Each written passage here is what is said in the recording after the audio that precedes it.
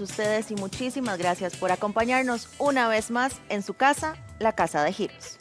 Bueno, hoy amanecimos con la lamentable noticia que falleció el señor padre de nuestra compañera Patricia Figueroa. Yo que tengo tan fresco y tan latente lo de mi mamá, no nos podemos imaginar el dolor que puede estar sintiendo nuestra compañera. De parte de todo el canal, de parte de la familia de Giros, el abrazo fraternal. Muchísima fuerza, Patricia, en este duro momento. Así es, Patri, para vos y para toda tu familia, un abrazo fraterno y las fuerzas para poder sobrellevar este episodio tan difícil en sus vidas. Un fuerte abrazo. Titulares. Hoy miércoles en Giros, solo la responsabilidad personal puede sacarnos adelante. Así lo advierten los expertos. Si está perdiendo pelo por causas emocionales, ataje el problema apenas comienza. Nuestra experta le dice cómo revertir este angustioso efecto de la mala salud emocional.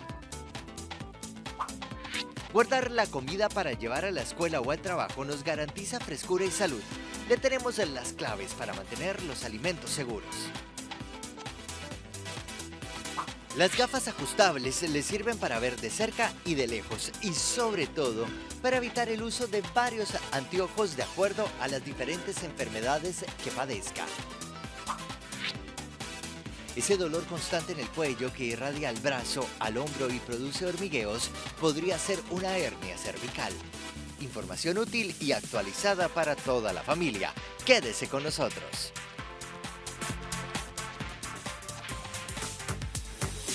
Gracias por continuar con nosotros. Y bueno, cosas que han pasado por los fuertes vientos y los altos cables que se caen y son un poquito peligrosos, Ítalo. Así es, si es cierto, son peligrosos, pero no sabemos si son cables de electricidad, pero siempre hay que tener cuidado. En algunos barrios esta imagen es común, cables muy bajos, incluso desprendidos de los postes, con pocos movimientos, ya hay chispas y por supuesto miedo. Hay varias razones por las que los cables se caen. Prácticamente en todas las calles dentro de nuestra zona de concesión circulan vehículos de gran altura. Por normativa, el cableado de la cometida eléctrica que alimenta los servicios de electricidad tiene que tener una altura de al menos 5.5 metros. Por eso nosotros le exigimos a los clientes que tengan un poste de al menos 5 metros, que con la caída de tensión del cableado de nosotros, de la red de distribución, al menos se llegue a esos 5.5 metros y evitar algún problema con el paso de los vehículos. No todos los cables que están en los postes son de electricidad y es claro que en ocasiones estos están sobrecargados y los cables ceden ante el viento o los carros muy altos. Ver cables así, entonces tengo entendido que hay negativo y positivo.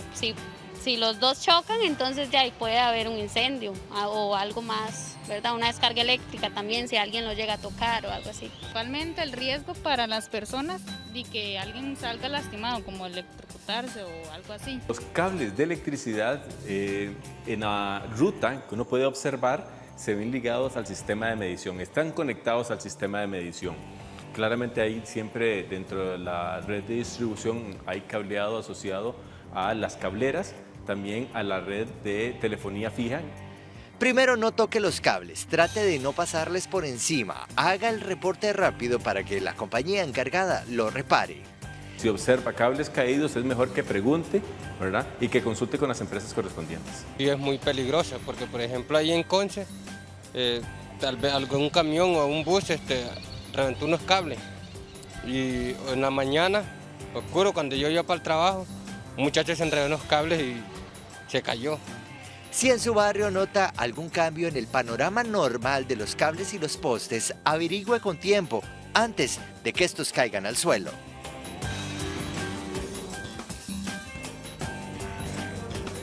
Bueno, muchísimo cuidado con esos cables. Fin de semana largo, hay restricción de placa, así que muchas personas van a diferentes hoteles. Así es, y si usted es una de ellas o a cualquier centro turístico, por favor tenga su carta en mano. Así se va a evitar multas y esos tragos amargos. El sábado solo pueden circular los vehículos con placas pares y el domingo las placas impares. Es importante que lo tenga en cuenta, sobre todo porque este fin de semana largo muchas personas planean irse a vacacionar en su vehículo. Y tenemos que usar la mascarilla, alcohol en gel, lavarse las manos, porque nosotros tenemos que cuidarnos nosotros mismos. Porque si nosotros no los cuidamos, nadie los va a cuidar, ¿verdad? Entonces tener todas las medidas que hay que tomar, ¿verdad? Para evitar una multa, tome nota. Se puede viajar, se puede ir a hoteles, solo tienen que tener el cuidado de contar con una reservación. La reservación puede estar en un app o en su celular o en un WhatsApp, pero tiene que andar con la reservación. Puede llevarla también impresa y tiene que coincidir las fechas en que está circulando, sea de ida o sea de vuelta, y estar en la ruta. Pero una reserva hotelera, una reserva de un tour, una reserva con un transportista con licencia turística, aplica como excepción a las restricciones de movilización en el país. El problema más grande es si usted quiere ir a darse una vuelta en los llamados tours de un día y sin reservación. No se vaya sin una reserva, no se vaya en su carro a almorzar al Cuazo o a Orosi si ese día tiene restricción. Porque si no puede demostrar que tiene una reservación, el tránsito perfectamente puede detenerlo y hacerle una multa. La Cámara Costarricense de Turismo hizo la solicitud al gobierno para incluir a los viajes de un día dentro de las excepciones a la restricción vehicular. Estoy casi seguro que todos los hoteles han aplicado protocolos, están siendo respetuosos de los mismos y que por lo tanto es seguro ir a estos hoteles.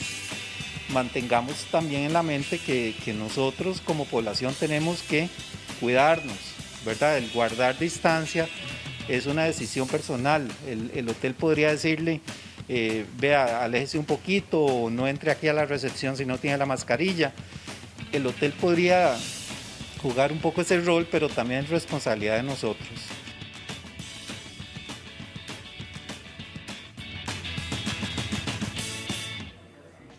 Y todos sabemos que las mascarillas nos pueden salvar la vida contra el COVID, pero lastimosamente los delincuentes las están utilizando para ocultar su identidad. Nuestro compañero Fabián Mesa tiene más información.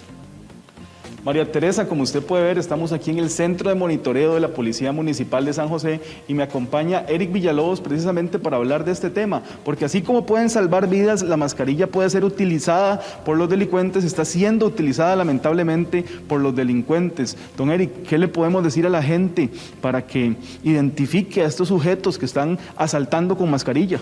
Muy buen día. Sí es importante recalcar que el uso de la mascarilla es indispensable para prevenir el contagio de COVID. También es un medio del que algunos delincuentes se han valido para procurar la impunidad. La mascarilla, sumado a algunos artículos o algunos elementos de la vestimenta, pueden dificultar en gran medida la identificación de quienes cometen delitos. Hemos atendido casos pues en los que no podemos probar que están usando mascarilla para evitar la identificación, pero ahora, como todas las personas usan mascarilla, de eso se vale el delincuente también. Entonces, es muy importante que cuando alguien es víctima de un delincuente, primero que nada piense en su seguridad. Es trascendental para las autoridades de policía el poder identificar a esa persona que comete un delito. ¿Qué puede hacer el ciudadano cuando es víctima? Lejos de querer actuar para recuperar sus bienes, lo que puede hacer y que ayuda mucho es observar las características de vestimenta, estatura. Por ejemplo, la estatura nos podemos valer de nuestro comparativo. Si yo mido alrededor de 1,77 m, puedo ver que la persona quien me está despojando de mis pertenencias, lo comparo con mi estatura y yo podría decir de que mide unos centímetros más, unos centímetros menos, comparado conmigo. Es importante ser muy observador. Yo sé que cuando alguien es víctima de los amigos de lo ajeno, tiene un problema emocional o lo invaden los nervios, pero tratar de mantener la calma, ver bien, observar bien cómo anda vestido, hacia qué ruta toma, para que así cuando alerte a las autoridades de policía podamos nosotros tener algunos elementos para poder buscar a esa persona y tratar de proceder con la detención. Usted me hablaba también del comercio. Los comercios con esto del aforo, con estas situaciones de las filas afuera, se benefician para que no ingresen delincuentes, me decía usted. Es muy importante. Ahora tenemos que velar por el aforo, dependiendo del tamaño, no importa el tamaño del establecimiento o el lugar que tengamos para atender al público, siempre debemos controlar la cantidad de personas que tenemos dentro. Generalmente lo hacen estos oficiales de seguridad o algún otro funcionario de dicho comercio. Es importante que mientras esperamos que esa persona ingrese, poder utilizar listas de ingreso a los comercios. Cuando una persona va a ingresar no podemos decirle que se quite la mascarilla, todo lo contrario, pero sí podemos solicitar la identificación mientras hace fila o mientras espera que salga una persona para poder ingresar la otra, más o menos algo similar a lo que utilizan las entidades bancarias. Eso se puede hacer en todos los comercios. Aún así, manteniendo la seguridad de las personas que lo hacen. No es nada extraño que uno llegue a una tienda y alguien lo reciba en la puerta y le pida que espere un momento.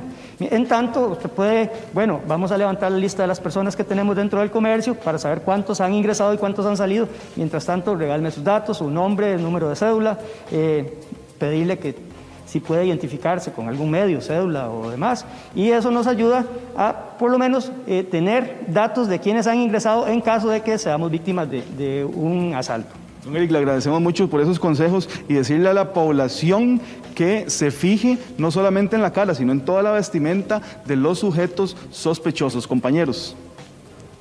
Fabián, muchísimas gracias por esta información y ya saben, todo mundo, mucho ojo y estar pilas con toda esta situación.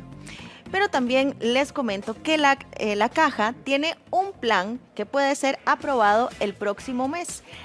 Para evitar quedarse sin dinero para pagar las pensiones. Mucho ojo. Los estudios realizados por la Caja indican que en el año 2037 el régimen de pensiones se volvería insostenible de pagar. Por eso la institución planea una reforma que estaría lista en mayo. Las recomendaciones son 3. Aumentar los aportes de patronos, Estado y trabajadores al IVM. Aumentar la edad para pensionarse. Y por último, prohibir la pensión adelantada. Sin embargo, en la Junta Directiva de la Caja, el que tiene mayor apoyo es el de no permitir la pensión temprana. Bueno, yo aguanté a los 65. Que aguanten todos. Que aguanten todos. Yo tengo 69 y me querían pasar a los 67, pero yo le dije no. Con 65 es suficiente. Y además yo cotizo desde los 16, cotizaba desde los 16 años. En este momento, una mujer trabajadora que tiene todas las cuotas puede pensionarse a los 59 años, mientras que un hombre a los 62. La reforma pretende que los trabajadores de ambos géneros se pensionen hasta cumplir los 65 años. Y es que como a mí me la aplicaron a los 65, que parejo, especialmente todos los ejecutivos de gobierno. Para los ciudadanos la propuesta es buena, siempre y cuando existan opciones laborales para mayores de 40. Todavía una persona con 40 años lo ven como si fuera una persona desechable que ya no tiene oportunidad para trabajar, pero todavía una persona de 50 años puede trabajar y ejercer cualquier trabajo. Ahora por la falta de empleo, ahora por esta situación que estamos viviendo, ¿verdad? Fuera bonito de que apoyaran también a la persona de tercera edad, me parece muy bien. Esta medida pretende evitar que tanto el Estado como los patronos y los colaboradores tengan que aumentar el aporte mensual. Y hoy llegó el día hoy y la gente nos indica cuál puede ser el pronóstico de este partido.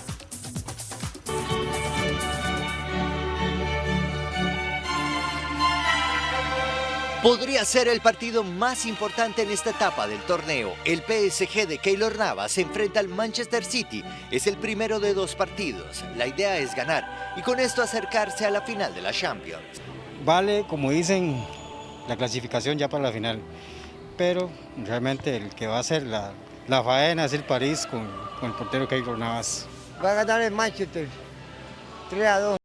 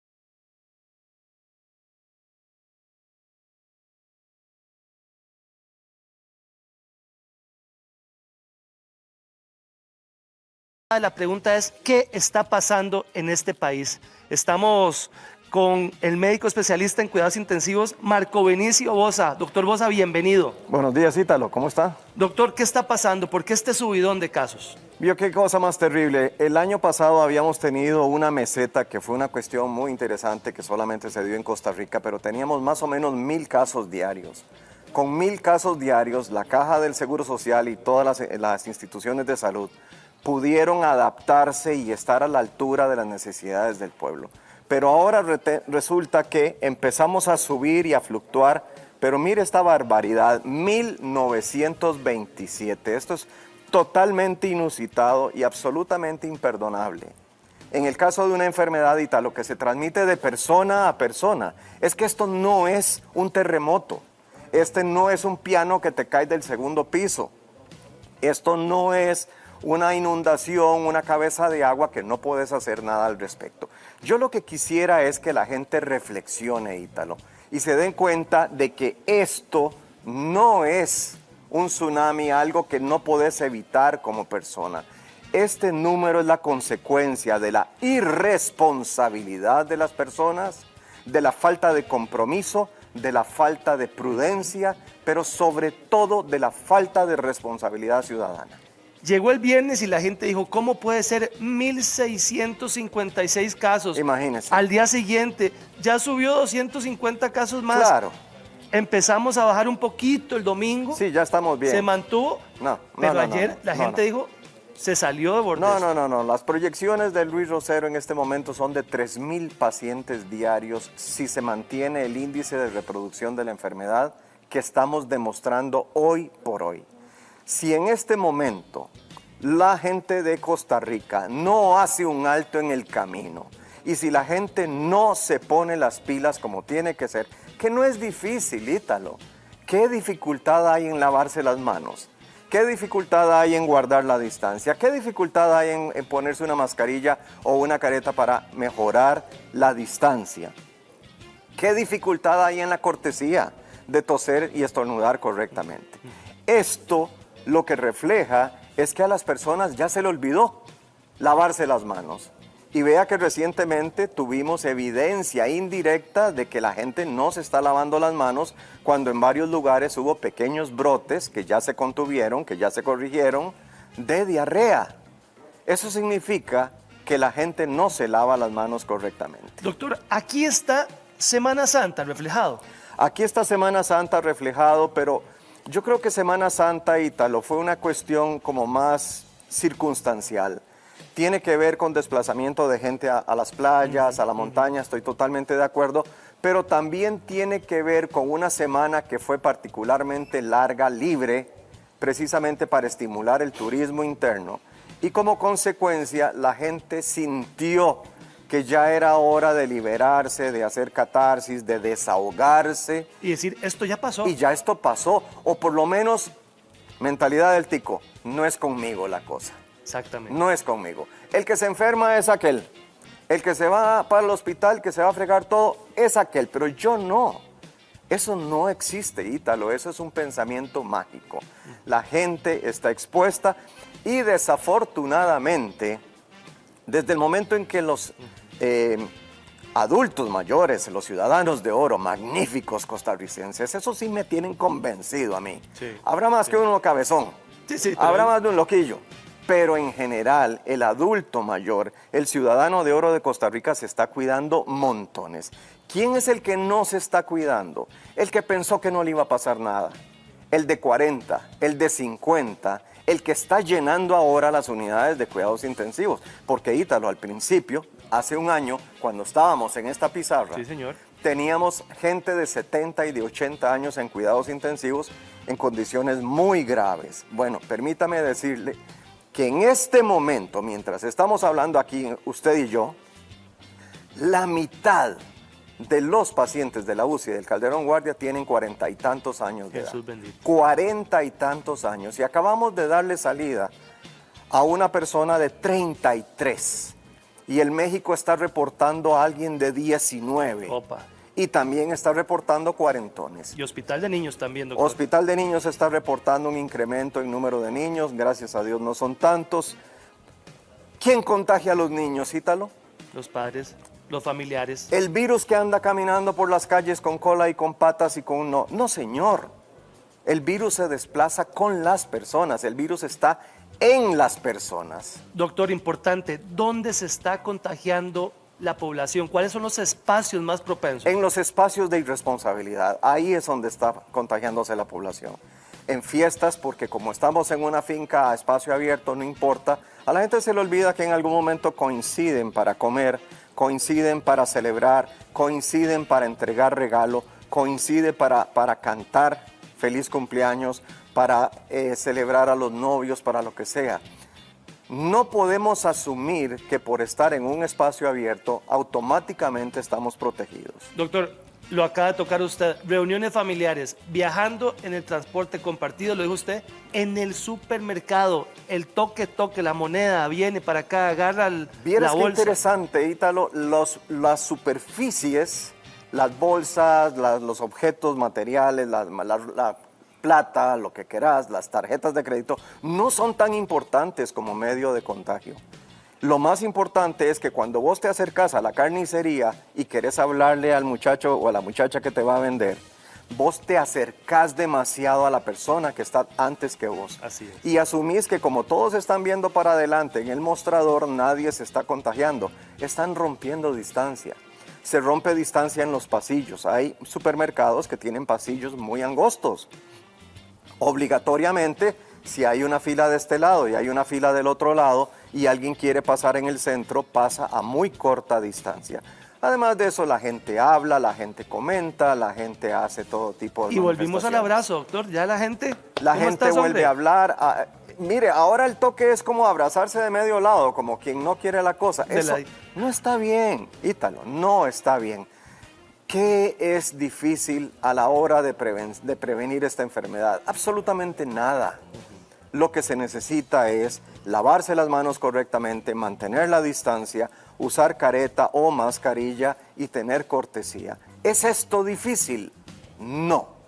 Lo que es difícil es que la gente tenga suficiente amor por el prójimo y suficiente amor propio para hacer las cosas bien. Doctor, esta tercera ola viene bastante agresiva. De 789 enfermos, 340 en cuidados intensivos. Correcto, correcto. Mucho más agresivo en el sentido de que más gente está consultando. También tenemos varias situaciones, Ítalo. Primero, la gente definitivamente está consultando tarde. Hay gente que tiene temor de ir al hospital y entonces se van alargando. Y como son más jóvenes, asumen que esa tosecilla ahorita se les quita. Y como son más jóvenes, asumen que no les va a pasar nada porque el que se complica es el abuelo de 90 y eso es falso. Puede ser que de alguna manera la forma de contagio promueva una mayor cantidad de virus y que haya mayor reacción inflamatoria. Me hablaste del abrazo. Ok, asumamos que estamos en una fiesta de cumpleaños. Asumamos que estamos en un matrimonio. Vamos a abrazarnos, pero también vamos a brindar. Eso es lo normal, eso es lo natural en un ser humano. A la hora de brindar y estamos juntos, ahí empiezan a compartirse gotas de saliva, aerosoles de alguna manera, y ahí es donde viene el contagio. Ahora, ¿cuánto tiempo vamos a estar celebrando? Mucho. Y puede haber mucho más paso de gotitas de saliva, por lo tanto, la dosis de virus que recibimos todos y cada uno podría estar siendo superior. Bueno, hablemos de esa boda que se efectuó el sábado, que habían 300 invitados. Esa es pequeña, hubo una y de la 400. policía no pudo entrar. No se puede entrar, es una propiedad privada, esto es algo muy claro. Ítalo, tenemos que tener mucho cuidado porque Costa Rica está pidiendo tener un estado represivo. Costa Rica está pidiendo en este momento, por susto, cambiar su seguridad por la pérdida de libertad. Cuidado con eso. Boda que veo, boda que sapeo, doctor. Boda que sapeo, perfecto. Pero entonces, Ítalo, ¿por qué hay que sapear? ¿Por qué hay que sapear? ¿Por qué la gente tiene que actuar de esta manera? Que hace bodas, que hace reuniones, que hace cumpleaños. ¿Por qué no lo evitan? ¿Por qué tienen que invitar a alguien a que sea el sapo? ¿Por qué tiene que existir el sapo? Es que yo lo que no comprendo, lo que yo no puedo aceptar, es que adultos se comporten como adolescentes y que digan yo estoy encantado y a mí no me va a pasar nada y como soy joven que viva la fiesta y entonces yo voy a hacer lo que quiera porque de por sí ya viene la vacuna. Ítalo, la vacuna no resuelve nada. Así es. La vacuna mitiga, la vacuna aminora, la vacuna evita hospitalización y definitivamente la vacuna está protegiendo a la tercera edad. Pero a la población costarricense en bloque, el hecho de que los octogenarios estén vacunados no les resuelve nada, absolutamente nada. ¿Qué resuelve? Tener la conciencia tranquila y hacer las cosas bien. Doctor, veamos los casos de hombres y mujeres porque las mujeres están contagiando más. Tenemos 120.742 mujeres y 122.422 hombres. Ya está cambiando la tendencia, ¿verdad? Está cambiando la tendencia, Ítalo, y lo interesante es que generalmente cuando empieza una pandemia y sobre todo cuando es una enfermedad de transmisión respiratoria, los que más se contagian son los hombres porque generalmente son los proveedores que salen a trabajar a la calle. Sin embargo, estamos viviendo en un momento en el que hombres y mujeres estamos trabajando por igual. De modo que hay mucho más exposición de mujeres y por otro lado, si el patrón de contagio está virando hacia fiestas y reuniones, pues uno esperaría que también haya mucho más mujeres que se contagien. Ahora, veamos los adultos mayores contra los menores. Tenemos 204.497 adultos contra 18.99 adultos mayores y 20.458 menores de edad. Ok, ten cuidado con lo menor de edad porque no estamos hablando de niños en edad escolar o preescolar. Exacto. Estamos hablando de menores de edad. ¿Y quiénes son los más físicos? ¿Quiénes son los más apegados? ¿Quiénes son los más de abrazo? ¿Quiénes son los de andar con los compas? ¿Quiénes son? Los adolescentes. Así es. Entonces es muy probable que en este porcentaje haya una cuota muy alta de adolescentes y es muy probable que haya niños que pasan con sus madres y sus padres que también se estén contagiando en el hogar, porque si papá o mamá traen el contagio a la casa, necesariamente van a contagiar a los niños. Doctor, tenemos 818.000 vacunas puestas de COVID. ¡Qué maravilla! ¿Cómo va ese número? Casi Pues, 1 millón. Pues es casi 1 millón, es casi una quinta parte de la población costarricense, pero esta no es una vacuna infantil y tampoco es una vacuna para adolescentes necesariamente. Desde esa perspectiva, entonces, estaríamos diciendo que la cobertura hasta ahora es magnífica, todavía no es suficiente, pero vamos de camino. Cantones Naranja en San José, hay que tener cuidado. San José, Escazú, Desamparados, Tarazú, Goicoechea, Santana, Alajuelita, Montes de Oca y León Cortés. Pero todo esto lo que refleja es que la población no se está cuidando. Desamparados es un sector muy denso en cuanto a población. Alajuelita es muy denso en cuanto a población. Montes de Oca no sé cómo estaremos con población estándar, estable, con población estable, que se estableció ahí, quiero decir. Montes de Oca tiene universidades y tiene además centros de entretenimiento para adultos jóvenes, de modo que si ellos viven por acá, por ahí debe andar el contagio. Y le puedo decir que en la calle de la Amargura definitivamente tiene que haber contagio. Aparte de eso, tenemos algunos lugares como Santana, que uno diría, bueno, son lugares muy abiertos y muy ventosos. Ahí está la prueba de que estar en un lugar abierto no es certeza absoluta de protección. Doctor, hablemos de vacunas. María Teresa tiene buena información para ver y después volvemos, doctor. Así es, yo tengo alguna información para ustedes porque algunas organizaciones gubernamentales indican que Estados Unidos va a tener más vacunas de la cuenta. Lo bueno es que Estados Unidos está muy decidido a compartir estas vacunas con los países que están más cerquita. Estados Unidos llega al punto en el que ya tiene suficientes vacunas, por eso planea compartirlas con México, Canadá y algunos países de Centroamérica. Permitir la exportación de las vacunas de AstraZeneca a países distintos, obviamente fuera del territorio, incluyendo a los vecinos de Canadá y México. Puedo confirmar que tenemos 7 millones de dosis disponibles de AstraZeneca y como se mencionó, estamos trabajando para terminar planes de entregar 2,5 millones de ellas a México y 1,5 millones a Canadá.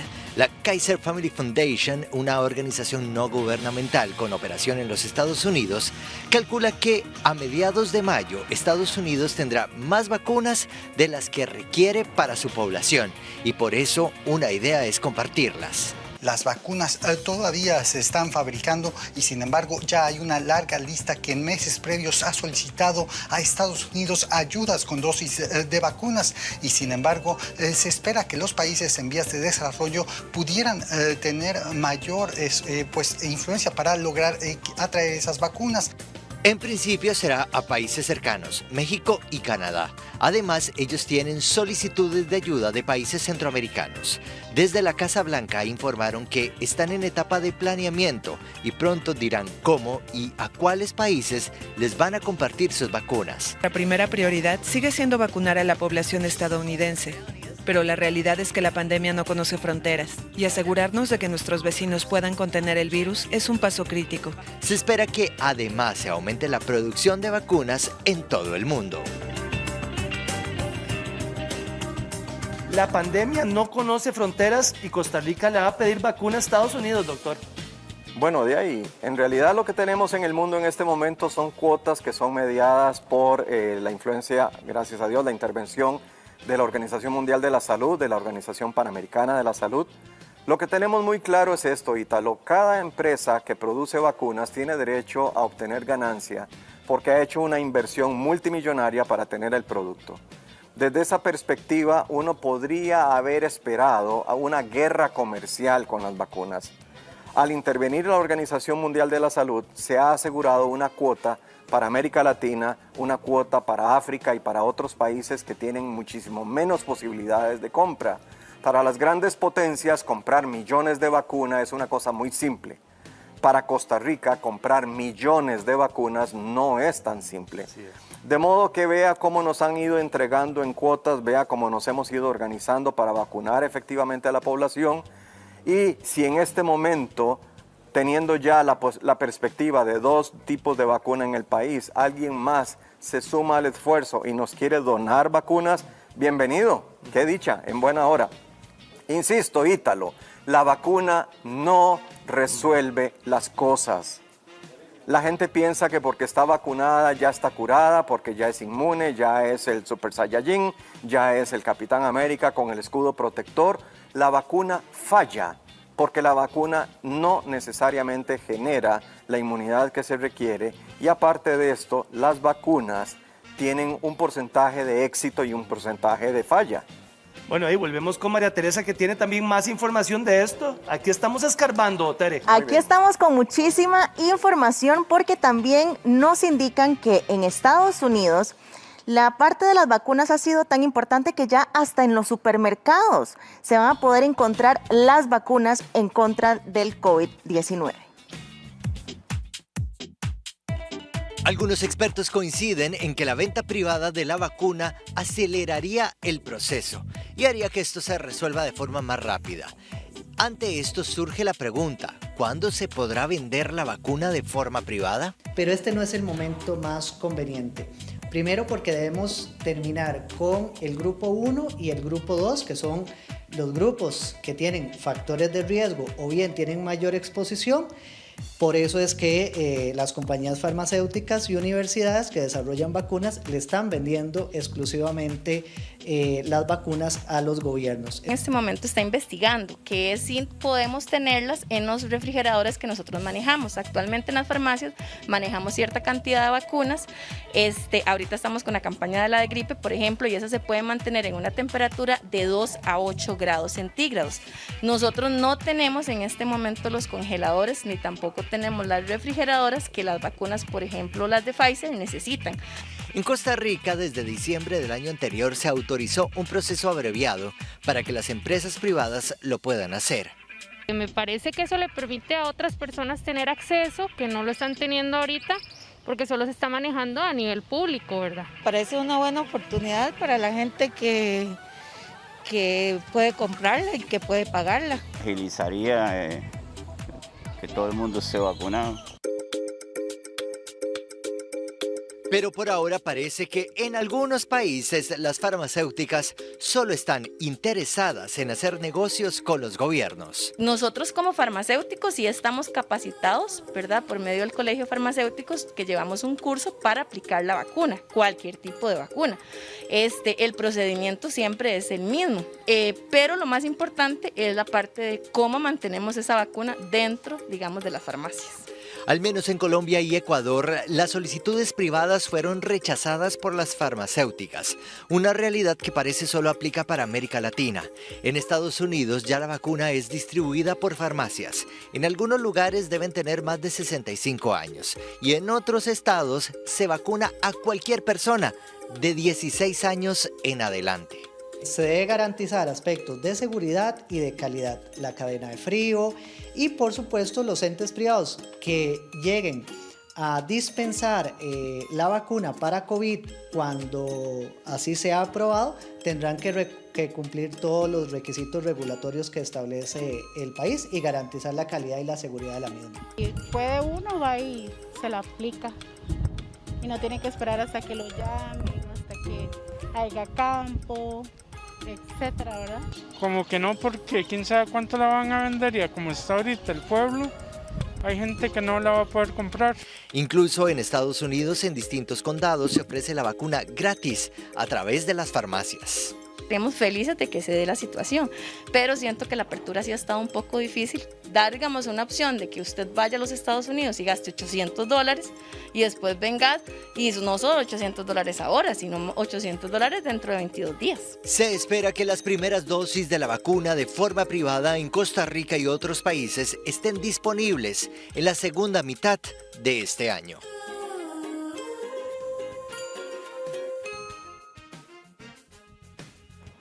Doctor, en farmacias, en supermercados, ¿llegaremos a esto, doctor? Pues definitivamente sería ideal. Qué fantástico poder ir a una farmacia y decir yo me quiero vacunar. Y una de las cosas que tenemos que tener clara es que la vacuna que tenemos en este momento de Pfizer-BioNTech es una vacuna que requiere de una estrictísima cadena de frío. Necesitamos tener lugares donde se pueda guardar la vacuna a menos 70 grados centígrados. Esto no es un juego, esto es algo terriblemente serio y dificultoso. Y entonces se van sacando porciones del lote de vacunas para entregarlo a los lugares donde se va a vacunar, sea la caja del Seguro Social, por ejemplo. Esto significa que hay que tener muchísimo cuidado. Si la vacuna se calienta, se descompone. No sirve. No sirve para nada. Es como si te estuvieran metiendo un poco de agua en el músculo. O sea, no sirve de nada. Entonces, si vamos a tener vacunas en farmacias, si vamos a tener vacunas en cualquier otro lugar, tenemos que asegurar, primero, que sea otro tipo de vacuna que no requiera tan rigurosa medida de cadena de frío. Y la otra cosa que tenemos que tener claro es que la vacuna definitivamente protege en grado variable, pero siempre es preferible tener algún grado de protección que nada de protección. Doctor, Una provincia que usted ama, el Limón, porque trabajó ahí muchísimos años. ¿Cómo no? Y qué tristeza la muerte del doctor Ramírez, que murió de COVID, y él ya tenía las 2 vacunas. Una persona muy querida, un hombre muy reconocido, una persona con una profunda mística comunitaria, realmente una persona muy, muy apreciada por colegas y por pacientes, pero desafortunadamente le tocó vivir la dificultad de una enfermedad grave a pesar de que estaba vacunado, ¿verdad? A pesar de eso. Aunque esté vacunada una persona con las 2 dosis, doctor, le puede dar igual de agresivo. La vacuna produce cierto grado de inmunidad en las primeras semanas y se obtiene la inmunidad máxima una semana después de la segunda dosis. Como consecuencia, en el camino cualquiera podría contagiarse. La otra cosa es que la gente piensa que la vacuna es 100% efectiva y no lo es, Ítalo, no lo es. La vacuna puede tener una capacidad del 90-95% para proteger a las personas. ¿Y el otro? Pero el 5%, a pesar de la vacuna, se va a poder enfermar. Como consecuencia, ¿cuál es la conducta normal de una persona vacunada? Pues una persona que se cuida, que mantiene la distancia, que usa careta, que usa mascarilla, que se lava las manos y que tiene conciencia de que aunque esté vacunado, puede contraer la enfermedad. Y estamos intentando apagar eso con operativos. Y María Teresa, operativos en todo lado este fin de semana. Operativos en todo lado, así como lo decís, y hay que tener muchísimo cuidado, ya que con las nuevas restricciones, los horarios de iluminación en los parques y diferentes lugares del país van a cambiar, así que tengan mucho cuidado a la hora de ir a caminar solitos por la noche. Hasta el próximo 16 de mayo, la restricción vehicular y el cierre de negocios se mantendrá a las 9 de la noche. Esto hace que las calles a partir de esa hora van a estar más solas y con poca iluminación. Me daría mucho temor porque San José siempre ha sido una provincia insegura, ha habido mucha delincuencia, creo que es donde más hay. Y con esas restricciones entonces más van a perjudicarnos a las personas que necesitamos caminar por acá. Sin duda, es un riesgo de seguridad, sobre todo para las mujeres. A la casa guardadita, muy chiquito ahí, bien guardadita. Y las personas, yo recomiendo, las personas que andan en la calle, que anden bien protegidas, dentro de la casa, estados dentro de la casa, cuidándose uno. Esa franja horaria lo que genera es un cuello de botella. Los criminales saben que tienen una oportunidad entre 9 y 9:30 de la noche de atacar a dueños de comercio, de atacar a trabajadores de comercio, de atacar a meseros, de atacar a cocineros, y después de eso ya no tienen la oportunidad de hacerlo porque la cantidad de gente en la calle va a bajar muchísimo. Es importante que usted tome precaución al salir de su trabajo o regresar a casa. En primer lugar, no debo portar artículos de valor, debo de tratar dentro de lo posible de no portar dinero en efectivo, ni joyas, ni artículos de bien personal caros, debo tratar de moverme en grupo de ser posible y dentro de lo posible debo tratar de usar el transporte público regular, el remunerado. Recuerde que la delincuencia busca la menor oportunidad para cometer delitos.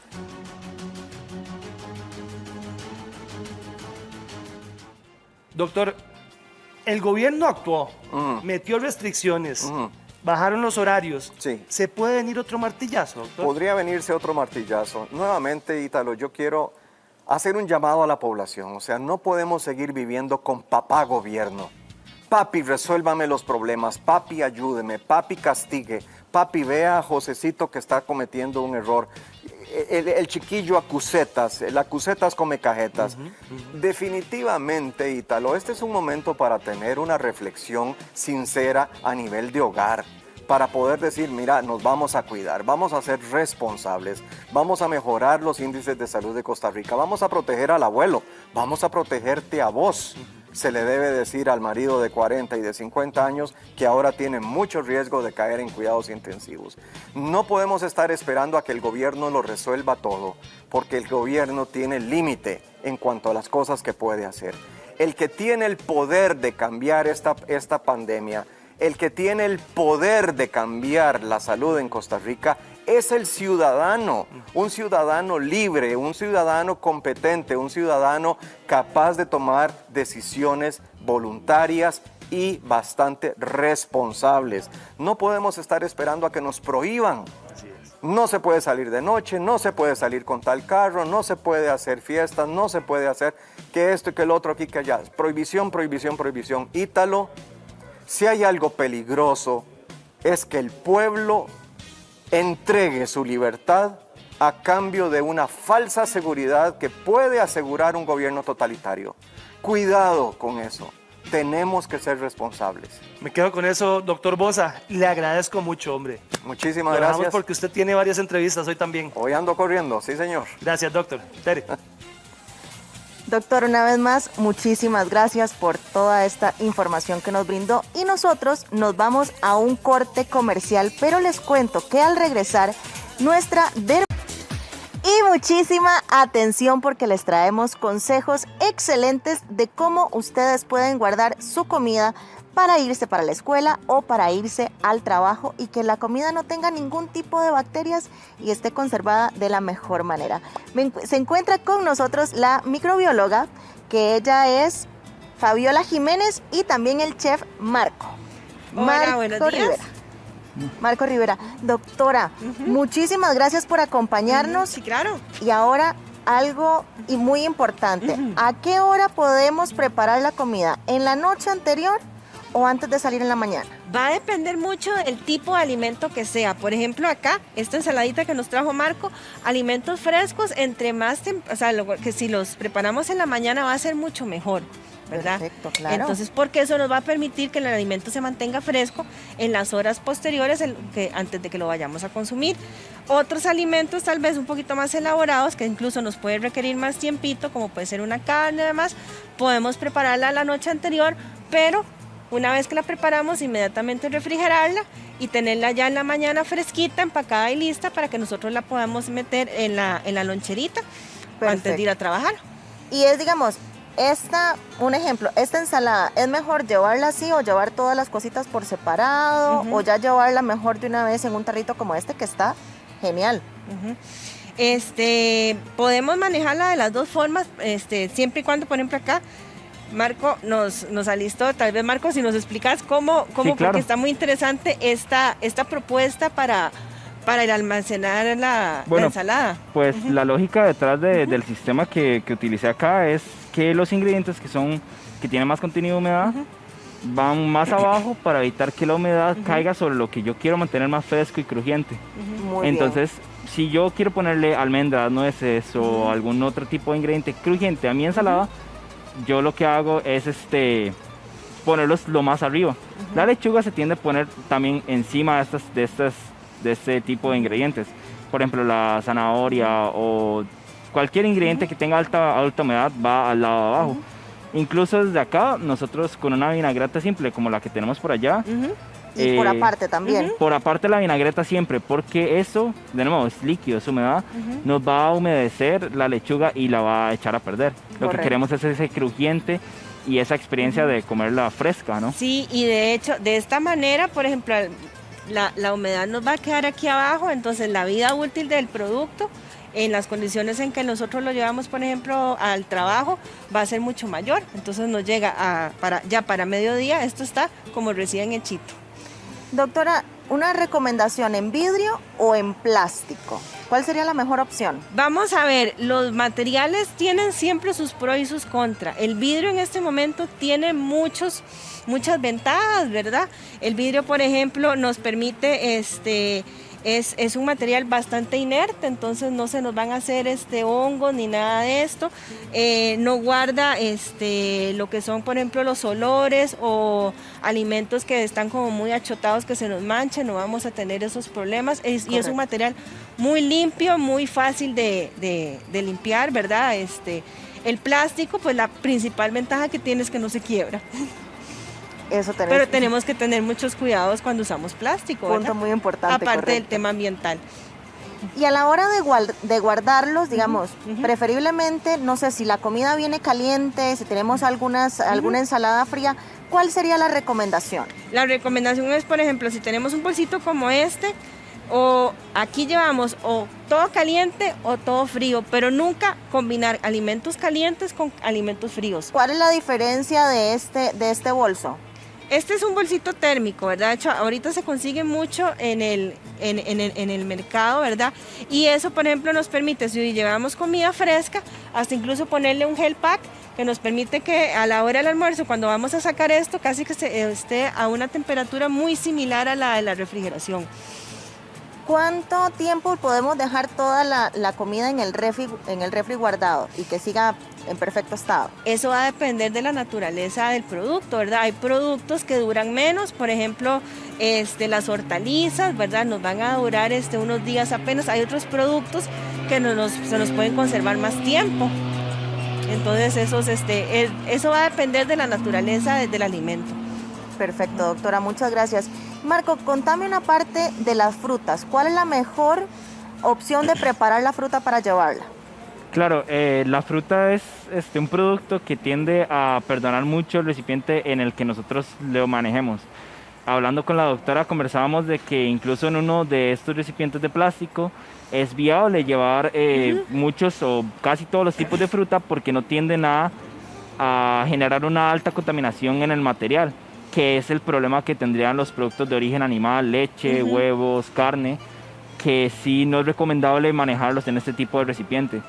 De nuevo, volviendo a lo de las frutas, de mil maneras. Yo en este caso opté por utilizarlo en vidrio porque me gusta el vidrio y es mucho más fácil de limpiar, la conveniencia, de nuevo.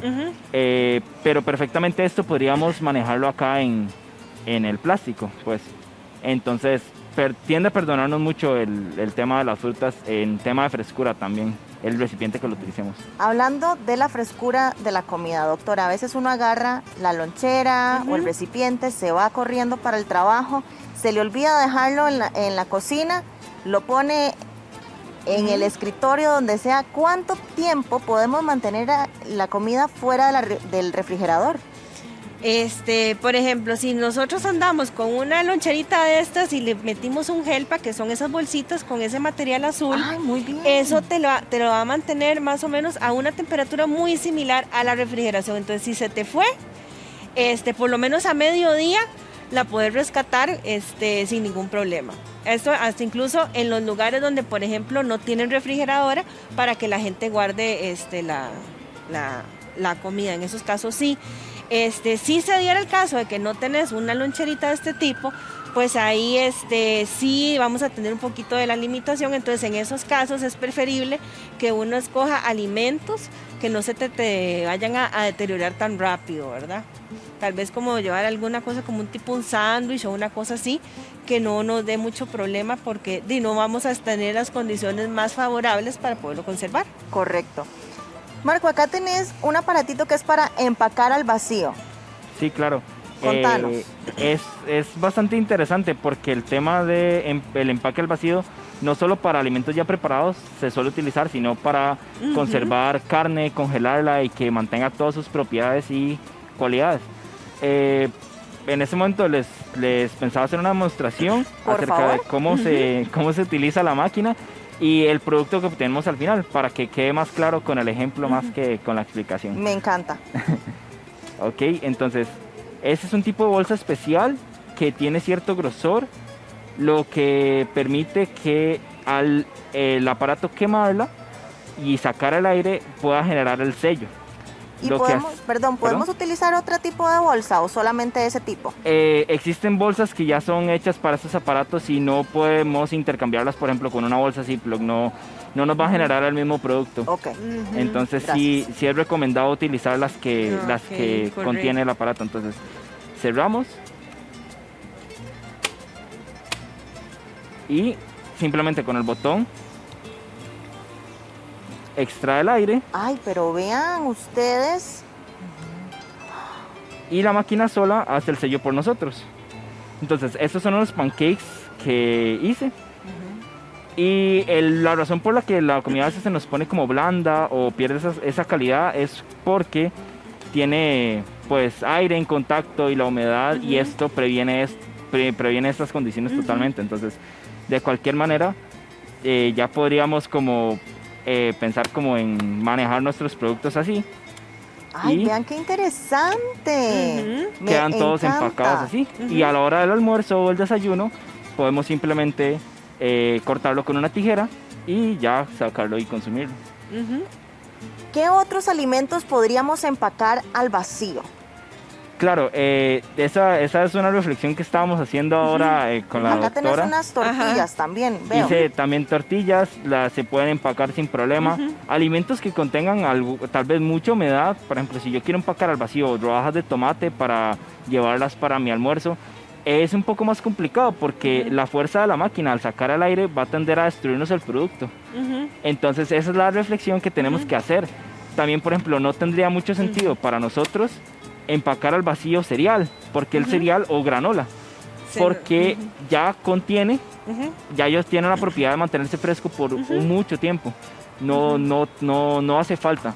Me explico, o sea, no tenemos la necesidad de empacar al vacío todos los productos. Simplemente por conveniencia podemos empacar algunos que otros. El gallo pinto también lo podríamos empacar al vacío, las fajitas de carne, las proteínas cocidas o crudas para congelarlas o para llevarlas al almuerzo.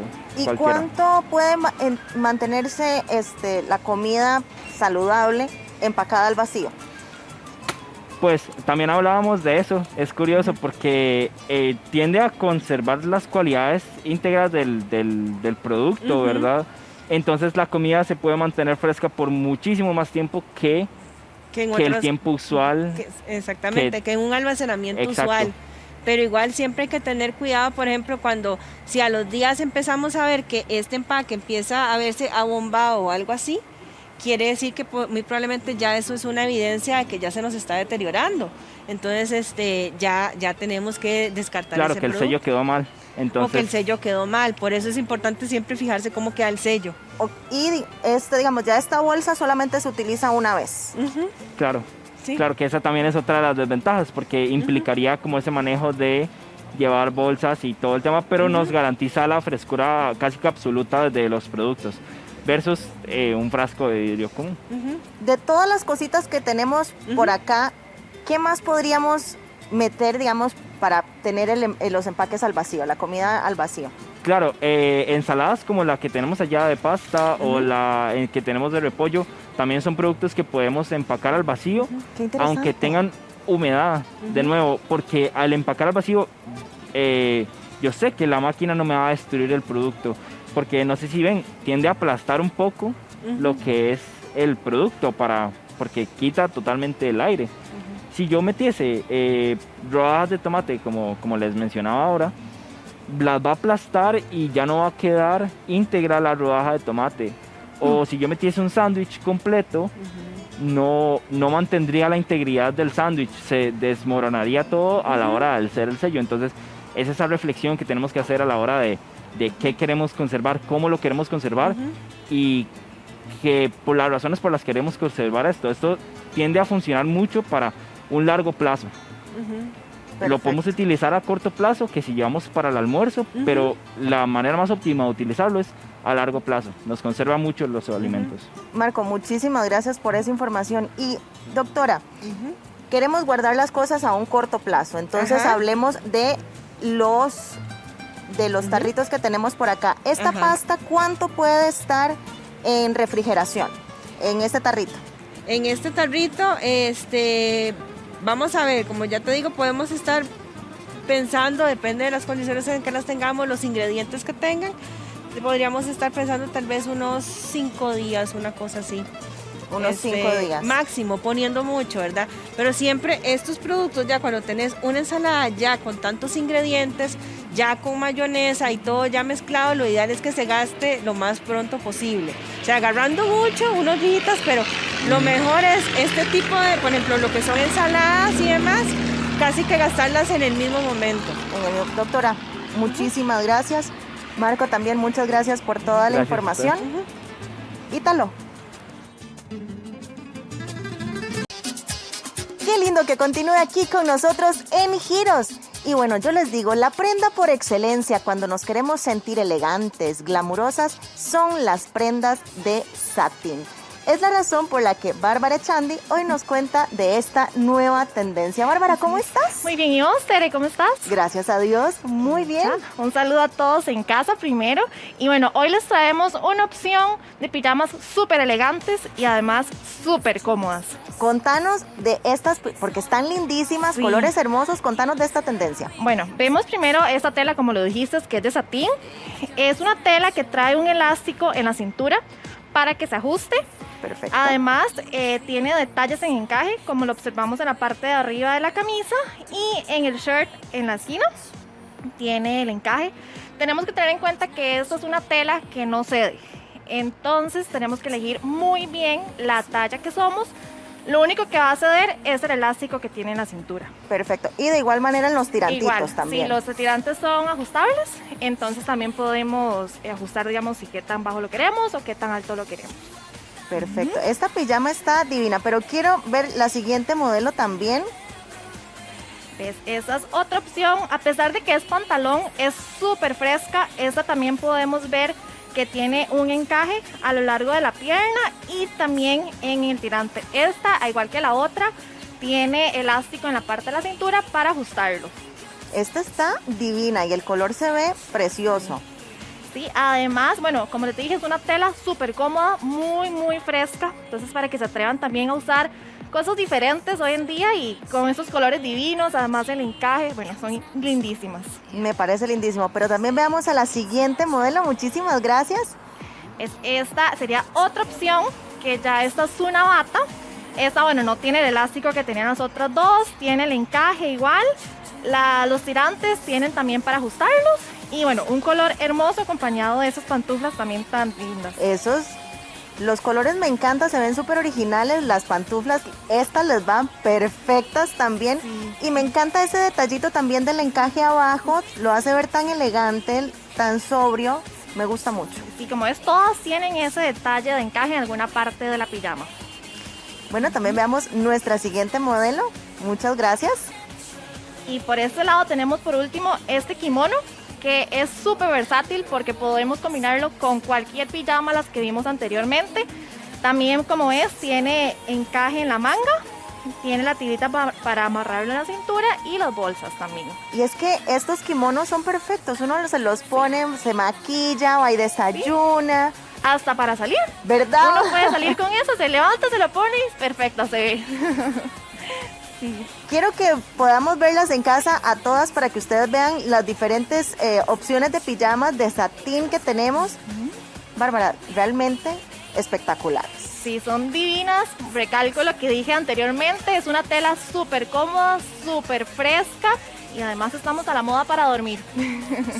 Y recuerden que estas las pueden conseguir en Somos Camilú. Estaríamos así en Instagram para que vayan a hacer todos sus pedidos. Si alguna de estas les gustó, para que vayan a ver todas las opciones que tenemos. Bueno, ya ustedes saben, Bárbara, muchísimas gracias. Mis hermosas también, muchas gracias, guapísimas todas las pijamas divinas. Pero Ítalo, vamos con vos.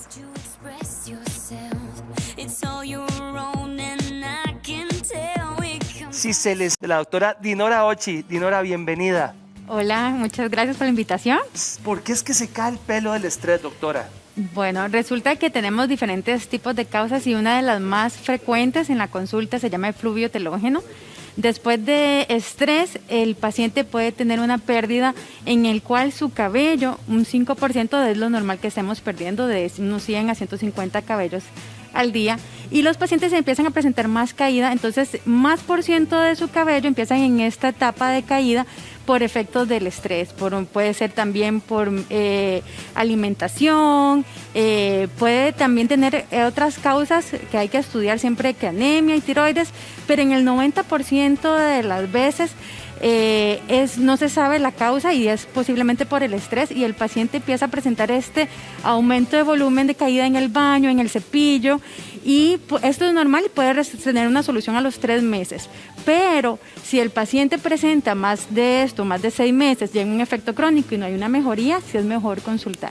Vamos a ver algunos casos. Esto es típico, doctora, que se empieza a poner ralito aquí en el frente, ¿verdad? Bueno, los pacientes, exactamente, hablando de efluvio telógeno, que es una causa diferente, es decir, que es por el estrés, el paciente empieza a tener que el pelo se empieza a ralar y como les decía, es después de la pérdida de 6 meses y vemos que no hay una mejoría, porque lo normal es que a los 3 meses haya una solución. Ya lo frenamos. Ya lo frenamos, pero también es importante descartar entre las primeras 3 causas en pérdida de cabello, está el efluvio telógeno, está la alopecia androgenética, que también podría ser este tipo de causa, o la alopecia frontal fibrosante en señoras. Por eso es que hay que hacer una tricoscopía, como un examen más a fondo para ver cuál sería la causa, pero en la mayoría de los casos es este efluvio telógeno que te comento. Doctora, qué triste este caso. ¿Cuánto tiempo lleva esta persona de perder su cabello? Posiblemente hay pacientes que pueden tener 6 meses, 1 año, a veces me consultan años de tener pérdida de cabello. Y ahora, antes me llevaban el cabello, pero ahora que está la tecnología, ahora que está la tecnología me llevan la foto de la pérdida del cabello, porque a veces le dicen a las demás personas, he perdido el cabello, pero tal vez no le creen, y para la paciente es muy duro, exactamente. Doctora, ¿esto tiene reversa? ¿Se puede frenar? Claro que sí, el efluvio telógeno, se puede con diferentes tratamientos, manejo del estrés, con factores de crecimiento, células madres, también hay unas lociones que son medicamentos dermatológicos como para frenar esto. El paciente puede revertir totalmente esta pérdida de cabello porque en ellos no se enferma el bulbo, es decir, la raíz no está enferma, simplemente es que entra más en caída y hay que volver a cambiarle el chip a este cabello de que deje de estar enfermo y que vuelva otra vez a producirse. Vea este caso, se pone el balito y se empieza a caer, como que dice, la carrera para abajo. En la parte central, por lo general siempre puede haber pérdida de cabello de todo el cabello, pero en la mayoría es como de la parte media a la parte frontal. ¿Por qué es tan propenso ahí, doctora, que se caiga el pelo? Principalmente porque por una cuestión de los bulbos con respecto a la parte hormonal. Entonces el estrés aumenta catecolaminas y ciertas hormonas que pueden llegar a afectar esta parte, principalmente son las más susceptibles a la parte hormonal. ¿Dónde es más difícil que crezca, que vuelva a ese cabello? En esta misma área. Por eso es que cuando nosotros recomendamos, ejemplo, en pacientes trasplante de cabello, se trasplanta el cabello de la parte occipital, que es esta parte posterior, a esta parte frontal, porque es donde tienen menos estos receptores hormonales que están como enfermos, podríamos decir. Hay muchísimas personas, en hombres y en mujeres, que tienen como huecos, ¿verdad? Entonces uno se tapa y se peina de un ladito, pero donde se levanta el pelo, esto es lo que vemos. Estos pues son las famosas entraditas, pueden darse también después de estrés, después del parto, perfectamente esas entraditas vuelven a tupirse, pero la mayoría de las personas, pero si ya les digo que si después de 6 meses ya el paciente sigue propenso a esta pérdida de cabello, mejor consultar con un dermatólogo para la tricoscopía y valorar bien el caso, ¿verdad? Doctora, aquí tenemos una paciente suya que ahora le vemos un pelazo, pero antes no era así, ¿verdad? Sí, no, ella consultó principalmente porque tenía mucha pérdida de cabello. Pero está muy lindo, perdón, está lindísimo. Gracias. Después de la pandemia hay mucha gente que me consulta por medio de Instagram, Facebook y todo, y como recomendaciones, porque después de la pandemia hubo mucha pérdida de cabello por este estrés social que hubo y el estrés que había de enfermarse, familias y cosas así. Entonces, es muy frecuente este efluvio telógeno después de esta pandemia. Bueno, cuénteme un poquito qué tan grave fue su pérdida de cabello.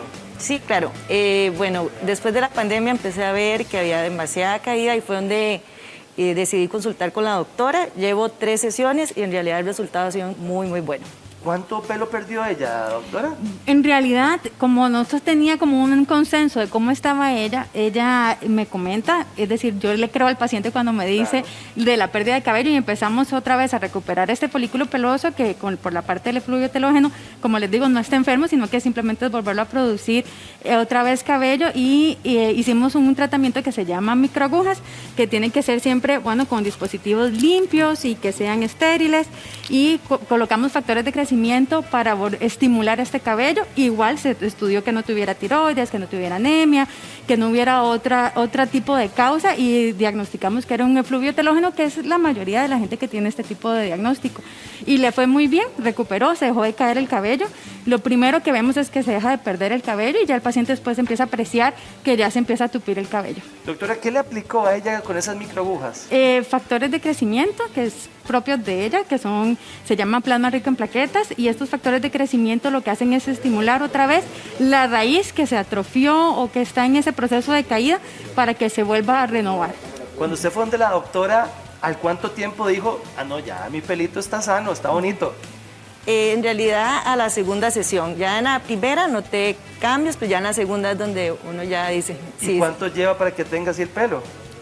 Fueron 3 sesiones lo que realicé. Es muy rápido, doctora. Sí, por lo general el ciclo del cabello es de 3 meses y a los 3 meses ya el paciente aprecia la mejoría con respecto al cabello. Casi siempre se da cuenta uno o cuando se levanta porque está en la cama o cuando se baña. Doctora, ¿en qué momento uno dice, no, necesito ayuda? O sea, ya es mucho el pelo el que me está jalando. En realidad el paciente mismo tiene la percepción de cuánta cantidad tiene y empieza a ver tal vez que más traslúcido a la hora de la luz, cuando se bañan, la pérdida de cabello abundante en la ducha, a veces ni siquiera se quieren bañar porque lo mismo para no ver la pérdida de cabello, pero más bien esta pérdida de cabello, si dura 5 días, lo que va a hacer es sumar toda esa pérdida de cabello y el paciente, como te digo, me trae fotos o me trae bolsas con el cabello de lo que pierde en una semana y ahí valoramos obviamente cuánta pérdida abundante puede haber, pero el paciente siempre lo nota porque es algo fuera de lo normal. Doctora, esto es personalizado, o sea, lo de ella no es lo mismo que para mí o le aplican lo mismo a todos.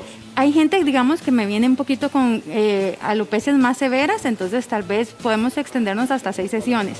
Pero en la mayoría de los pacientes, podría decir que el 90%, 3 sesiones está perfecto para actualizar ese raíz o ese bulbo del cabello para que vuelva a generarse, que el ciclo dura 3 meses en renovarse. Hablemos un poquito de tiempo para volver y decirle adiós a esta entrada. ¿Cuánto puede durar ahí más o menos usted, doctora? Por lo menos 3 meses, porque el cabello crece de 1 centímetro a medio centímetro por mes. Entonces estamos hablando que ya en 3 meses ya vas a tener por lo menos el tamaño de un dedo y medio, que ya por lo menos va a tapar esa área que está ralita o está sin cabello. Doctora Lady, muchísimas gracias. De nada. Que Muchísimas ese gracias. pelito. Bueno, gracias. Tere. Y con la nueva raspadita Tesoro de la Fortuna, si encuentra 3 veces el símbolo de un cofre, gana el premio indicado. Puede ganar hasta 20 millones de colones. Si aparece la palabra raspa, usted puede participar directamente en el sorteo La Rueda de la Fortuna. El costo del boleto es de 500 colones. Junta de Protección Social, para hacer el bien. Y no hay nada mejor que tener una mirada rayante. Y si usted tiene los ojos cafés, esto le va a gustar. Los ojos son la parte que más resalta del rostro. Si usted tiene los ojos café, puede lucir una mirada súper radiante con un simple y rápido maquillaje. Hay que tomar en cuenta mucho la amplitud del párpado, ¿verdad? Que es parte importante, el tipo de piel que tenga y la ocasión para la cual ocupa el maquillaje. Las chicas que cuentan con un tono café pueden utilizar sombras neutrales. Podemos utilizar los tonos como más terracotas, independientemente que tengan un poco de brillo, que sean nacarados o que sean tonos mate. Para que un maquillaje tenga durabilidad, se recomienda hacer una preparación al párpado con tan solo colocar un poco de primer. Para que los pigmentos que voy a poner ahorita, entonces queden bien selladitos, no se me vayan a desprender. Voy a empezar aplicando en el párpado móvil el tono terracota con golpecitos. Okay, acá vengo y lo difumino. Básicamente esta técnica de maquillaje que estoy realizando es un monocromático. ¿Qué significa? Que estoy trabajando con una gama de un solo tono nada más. Movimientos rotatorios exactamente. Y lo vamos ascendiendo buscando lo que es el párpado fijo. Vamos a aplicar con otra brochita sobre el párpado fijo un tono que sea crema o un beige. En este caso estoy con un cremita. Lo distribuyo bien, unificándolo un poquito junto al tono de la cuenca para que quede mucho más sutil. Es importante que no exceda a los famosos glitter, ya que estos podrían no favorecerle. Es como un protocolo a seguir, ¿verdad? No significa que no hay que realizarlo, pero para pieles maduras, porque hace como que las líneas de expresión se marquen un poco más. Esta técnica monocromática le ayudará a resaltar aún más su mirada. ese dolor de cuello que le baja al hombro, que le duele a la cabeza todo el día, tenga cuidado porque puede ser una hernia cervical. Aquí tenemos al doctor Andrés Gamboa, neurocirujano. Andrés, bienvenido, hombre. Muchas gracias por la oportunidad. Cuando ya usted siente que no puede ni girar el cuello, que es un dolor, ¿puede ser una hernia, doctor? Bueno, podría ser. O sea, los dolores de cuello deberían de tener ciertas características para uno encasillarlos como un problema meramente muscular.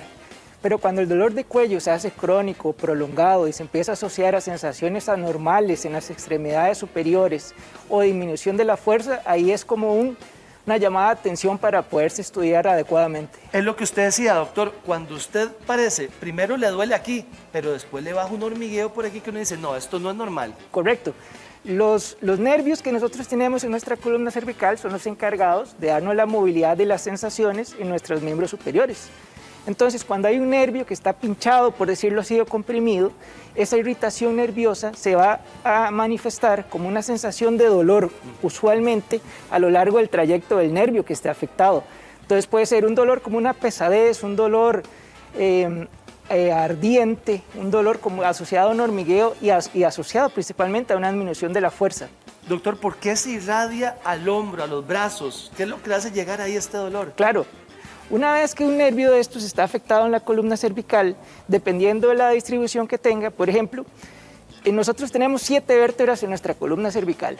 Entre cada una de ellas sale un nerviecito específico. Entonces nosotros funcionamos como marionetas. Hay un nervio que nos ayuda a hacer esto, otro que nos ayuda a hacer esto, otro a flexionar el bíceps, otro a extenderlo. Entonces, en dependencia de cuál esté afectado, así va a ser la manifestación clínica. Por ejemplo, ese dolor crónico, constante, en una parte unilateral del cuello que se extiende hacia el hombro podría ser el significado o la manifestación de una hernia de disco, probablemente entre la 4ª y la 5ª vértebra cervical. Bien asociado también con rigidez, esas personas que no pueden, que parecen Robocop, doctor, que no pueden ni siquiera ni doblar el cuello. Correcto, puede asociarse a rigidez. Lo que sucede es que cuando una persona manifiesta o ya sintió por alguna vez una sensación extraña de un jalón de un nervio, entonces usualmente tiende a tener ciertas posturas anormales para evitar ese movimiento. Entonces, estos movimientos son muy pausados, muy pensados, y eso eventualmente llega a producir contracturas crónicas, que usualmente se empieza a manifestar únicamente con ese dolor a nivel cervical. ¿Por qué se hace una hernia, doctor? Bueno, nosotros tenemos entre nuestras vértebras, los huesitos, una cosa que se llama disco intervertebral. El disco es como un cojín, entonces hace una amortiguación de todo el trauma que se produce para que las superficies de hueso no golpeen entre ellas. Entonces ese disco tiene la característica que tiene un centro que es como un gelcito, y ese gel usualmente debería estar hidratado. Ese gel está confinado o envuelto, por decirlo así, en una sustancia un poco más fibrosa, más dura. Conforme pasan los años y hay trauma, ese gelcito se va deshidratando. Entonces, el efecto amortiguador ya no recae sobre el gel, sino que recae sobre la superficie más dura. Entonces, eso hace que ésta se rompa y que el gel salga. Por ejemplo, aquí lo que vemos es una protrusión del disco a este nivel que está haciendo un efecto de compresión sobre la médula espinal. Y eso duele, doctor, eso duele. Eso duele. Lo importante, digamos, en este caso es definir cuando el dolor puede ser resultado de un problema cervical para evitar que la estructura principal, que es la médula, no se afecte, no se lastime, porque eso ya puede traer como consecuencia severos déficits neurológicos. Doctor, veamos una animación de la hernia de disco para que nos demos cuenta un poquito, que usted es el que sabe, doctor. Ahí lo que estamos viendo es dónde se da, y además que muchas personas padecen esto, doctor. Claro. Ahí que estamos viendo, cuéntenos un poquito. Ahí lo que estamos viendo es ese espacio que les estaba explicando, que es ese gelcito amortiguador que está envuelto por esta sustancia dura que se llama anillo fibroso. Dentro de él está contenido el núcleo pulposo, que es la sustancia gelatinosa que nos ayuda a tener ese amortiguamiento para evitar ciertos traumas. Una vez que el núcleo pulposo va deshidratándose, entonces el anillo empieza a tener el efecto que debería tener el núcleo y puede romperse. Al romperse, produce ese efecto en su pared que permite que el contenido de gelcito salga y eso entre en contacto con las estructuras neurológicas. Entonces, eso es una hernia de disco. Doctor, es que duele mucho, uno se toca, pero no se toca ni una bolita ni nada, pero el dolor es muy intenso. ¿Cuáles pueden ser los síntomas de una hernia de disco que dice uno bien pegada? Bueno, principalmente dolor de una característica muy particular. Ese dolor en medicina se llama dolor radicular. Entonces es un dolor como una pesadez en nuestra extremidad superior que se asocia a sensaciones de adormecimiento, de hormigueo, de ardor y que principalmente tiene una disminución de la fuerza en el segmento que está afectado, en el segmento del nervio que está afectado. Entonces, Doctor, esas son las cosas clave. ¿Cómo se trata? ¿En qué momento hay que decir, usted como doctor, no, esto hay que operarlo? Claro, bueno, las hernias de disco cervicales usualmente tienen la característica que deben tratarse mediante un procedimiento que se llama fusión cervical anterior. Entonces, siempre hemos escuchado y es de algo popular que las cirugías de columna usualmente no tienen buenos resultados. Cierto. Bueno, hoy por hoy las técnicas que se han implementado, casi todas son mínimamente invasivas, hacen una lesión mínima a las estructuras adyacentes a donde uno va a trabajar y el resultado es sumamente bueno. Qué bueno, entonces, las hernias que uno tiene que operar debería ser principalmente con personas que tengan 3 características específicas. Ese dolor radicular intratable, al que ya lo han manejado por lo menos durante 4 a 6 semanas con medicamentos, el dolor que se asocia a disminución de la fuerza, o sea, un déficit neurológico instaurado, y el otro gran campo donde uno debería actuar es cuando la persona tiene una emergencia neurológica, que puede ser resultado de una compresión de esta estructura, que es la médula espinal. Entonces, esta fotito es muy llamativa porque aquí tenemos cómo debería verse normalmente nuestra columna cervical. Ahí estaría bien. Ahí está normal. Okay. Ves que aquí hay una estructura grisácea rodeada por una cosita blanca, es como una isla. ¿Sí? Entonces, ese es el líquido que baña la médula espinal, se llama líquido cefalorraquídeo. Cuando el disco intervertebral se deshidrata y se protruye y comprime la médula, vamos a tener como resultado esto. Ahí estamos jodidos. Ahí deforma la médula espinal. Entonces, eso puede traer como consecuencia mucha dificultad para caminar. Doctor, ¿en qué momento usted no opera, pero dice, bueno, puedo mandarlo a terapia o se le inyecta algo, pero no tiene que operar? ¿En qué momento? Bueno, el momento es clave para tener un resultado adecuado en neurocirugía. O sea, uno tiene que tener claro cuál es el paciente al que el procedimiento le va a traer beneficios. Esa es la clave para el éxito en esto. Entonces, todo depende mucho de la experiencia que vas teniendo o las manifestaciones que tenga tu paciente. Entonces, en base a eso, uno escoge cuál es el tratamiento ideal. Si yo tengo un dolorcito, doctor, ¿cuál examen me tengo que hacer para llevárselo a usted y decir, bueno, doctor, de ahí, ¿qué me hace? Lo ideal sería que la persona que tenga manifestaciones de estas, ese dolor en el cuello, con disminución de la fuerza o sensaciones anormales en los brazos, lo ideal sería que primero se estudie por parte de un médico calificado para que éste envíe o solicite el estudio correspondiente. ¿Por qué?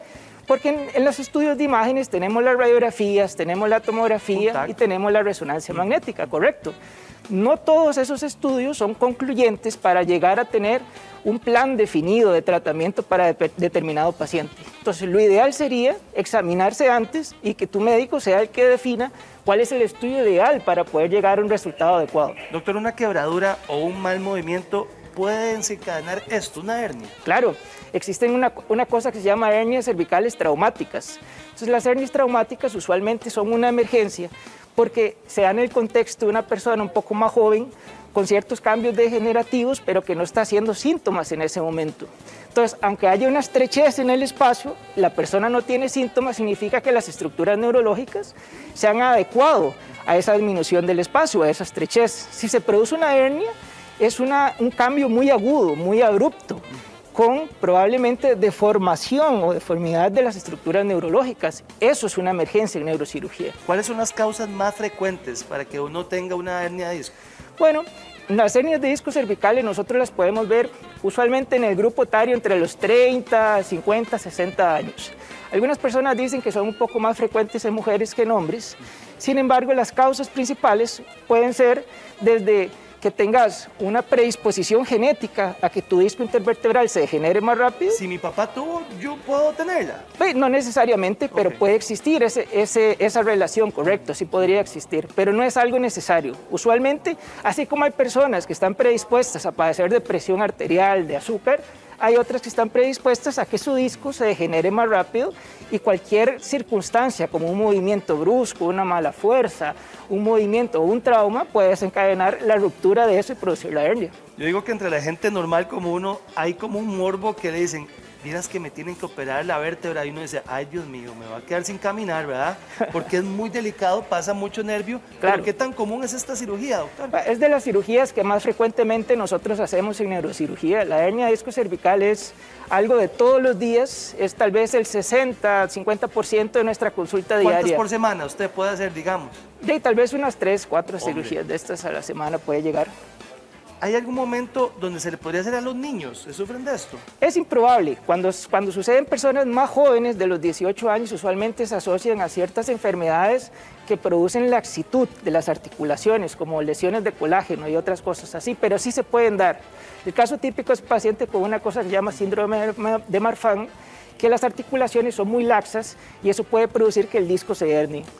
Empecemos a hablar los tipos de desgaste, doctor. A la hora que uno dice, no, si me siento con dolor, está desgastada, ¿qué empieza a hacer uno?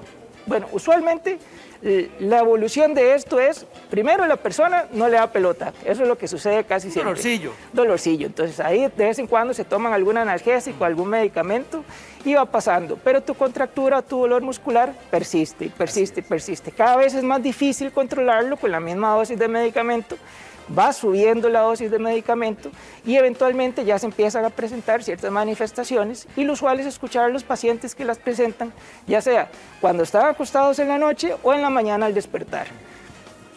¿Cuál es el primer síntoma que yo tengo que decir, no, me voy para el médico, ya esto no es normal? Bueno, hay una cosa en neurocirugía que se llaman banderas rojas. Entonces, banderas rojas en esto es que tengas un dolor cervical muy importante asociado a disminución de la fuerza muscular con sensaciones anormales, si es a consecuencia de un golpe o si tenés asociado algún tipo de lesión como artritis reumatoide o fiebre incluso. Entonces, esas características asociadas a este tipo de manifestaciones deberían de tratarse de una forma pronta y adecuada. Doctor, ese dolor que es terrible puede ser por tensión.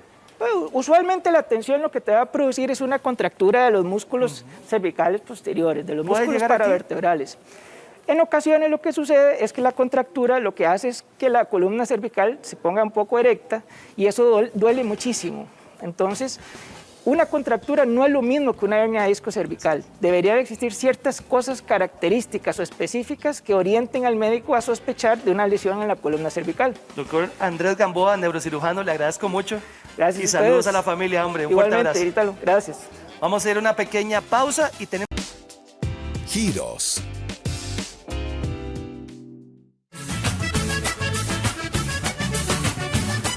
Y si usted se siente identificado con lo que le voy a decir, esta nota es muy importante para usted. ¿Tiene usted lentes para ver de cerca y para ver de largo? Bueno, hoy la optometrista Sheila Thomas nos va a contar acerca de los lentes ajustables. Ya no tiene que andar con este montón de lentes para arriba y para abajo. Sheila, ¿cómo estás? Hola Tere, muchas gracias por la invitación, muy bien. Qué dicha, Sheila. Algo muy importante. ¿Cada cuánto tenemos que revisar nuestra vista para saber cómo estamos? Ok, muy bien. Antes de contestarle esa pregunta, yo quiero que hagamos un ejercicio. Cerremos los ojos unos segunditos. Okay. Y piense qué puede hacer usted sin la vista. Ay, qué ejercicio más complicado. Ok, está complicado, ¿verdad? Porque estamos acostumbrados a utilizar nuestra vista para todo. Desde Correcto. que nos levantamos hasta que nos acostamos, utilizamos nuestra vista. Entonces, como mínimo la recomendación es una vez al año visitar al optometrista para que éste nos pueda indicar algún defecto refractivo que tenemos o algo más. Entonces sí es importante mínimo una vez al año visitar el optometrista. Mínimo una vez al año. Ok, bueno, ¿cuáles son las señales que nosotros tenemos que detectar para saber que tenemos problemas y cuáles van a ser los lentes que nos van a funcionar? Ok, todo va a depender del defecto refractivo que nosotros estemos presentando. Podemos tener miopía, que es la dificultad para ver de lejos, hipermetropía, que afecta también de cerca, el astigmatismo, que nos genera visión borrosa tanto de lejos como de cerca, y por último lo que es la presbicia, que también es un defecto refractivo que nos va a pasar a todos después de los 40 años. Entonces, en base a eso, el optometrista se va a basar para enviarle los lentes, ¿verdad?, que sean necesarios para cada persona. Ok, nosotros aquí vemos varios lentes. Varios estilos de aros. Varios estilos de aros. Exacto. Y aquí también tenemos unos estilos de lentes también para Esos son saber. lentes que presentan lo que es protección para la luz azul. Perfecto. Si yo quiero ver de cerca y de lejos y ya tengo un problema, ¿cuál es el que más conviene? Ok. Si la persona normalmente es menor de 40 años, el mismo lente que va a utilizar para ver de lejos también le va a servir para ver de cerca. Si la persona ya es mayor de 40 años y tiene presbicia, entonces va a necesitar un lente progresivo. Digamos, es el lente que es ideal para el paciente que tiene varias funciones en el día, tiene que enfocar de lejos, enfocar de cerca y no quiere estarse cambiando los lentes a cada rato, por así decirlo. A ver, un ejemplo, tenemos este lente. Ajá. ¿Cómo sabemos nosotros en este tipo de lente cuál va a ser la función que nos va a funcionar para tanto de largo o de cerca? Si fuera el caso que el lente es progresivo, en la parte de arriba vamos a enfocar de lejos. Ajá. En la parte del centro se va a enfocar intermedio y en la parte de abajo vamos a ver de cerca. El lente la prescripción tiene 3 diferentes. No es la misma prescripción para ver de lejos que para ver de cerca. Bueno, entonces tendremos 3 situaciones con nuestra vista. ¿Y si tenemos solamente para ver de largo y para ver de cerca? Siempre va a ser así, digamos, la presbicia se tiene que corregir lejos, intermedio y cerca. Perfecto, entonces siempre vamos a tener esos 3 ángulos, para por decirlo, así decirlo de una forma. Con 3 panoramas diferentes para que usted enfoque bien, como cuando usted no tenía presbicia, por así decirlo. Antes de los 40 años, usted con las mismas lentes que puede ver de lejos, puede ver de cerca.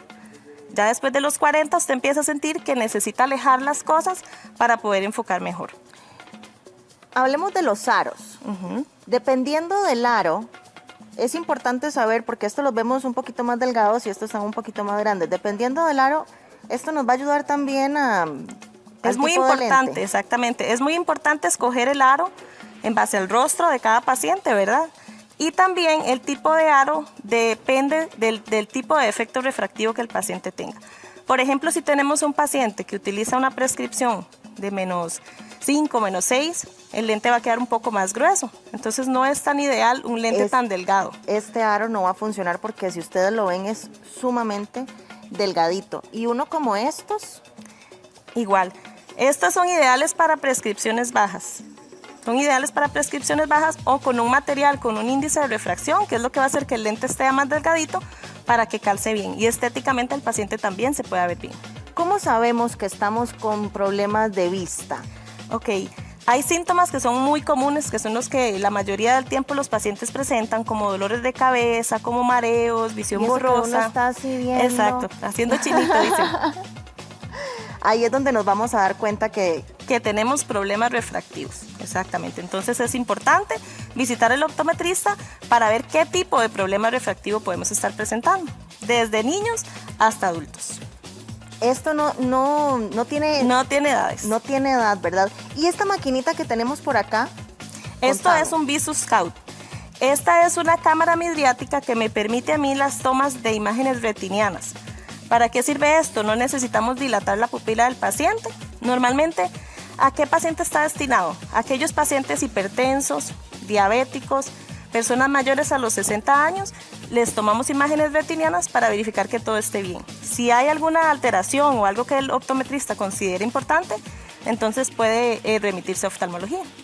Cuando uno va al optometrista uno tiene que ir bastante relajado, ¿verdad? Porque ya lo ponen a uno a ver las letritas y uno se pone nervioso y entre los nervios y todo, y ya vio todo más borroso. Por ahí dice que es la pregunta más difícil.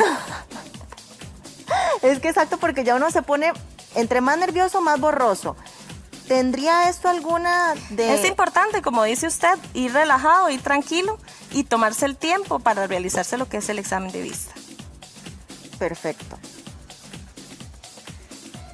Y cuando nos prueban los aumentos, ¿cómo nos damos cuenta que es el aumento que nosotros necesitamos y no es porque lo vimos bien en ese momento nada más? Ok, hay varias cosas importantes.